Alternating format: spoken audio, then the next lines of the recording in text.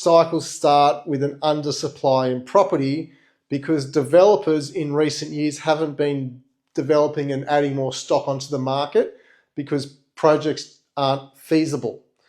So a bit to unpack there. I know your head's probably spinning, but today it costs minimum 600K to build a unit. If you're building a block of 10 or 20, 50 units, minimum for a two-bedder, 600K. Then that's Kmart style, basic finishes. You can spend up to $1 million easy on high-end real estate, on a high-end development, but minimum around that 600K. By the time you buy the site, labour, construction, interest holding costs, tax, all that, everything goes in, minimum 600K.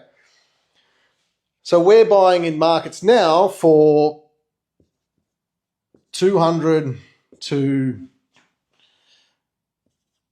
350K. Because it is essentially half the intrinsic value or half the build costs. During this period, and that's at the start, very early stages of a bull run, where there's no stock being released by developers, because by the time they build it, it costs them 600, and established stock is between 200 to 350,000. Nothing stacks up. In order to add more supply to those markets during these periods where they're suppressed, the developers are waiting for the market to pick up, to go above this long-term trend, for the units to be worth at least 700 to 800K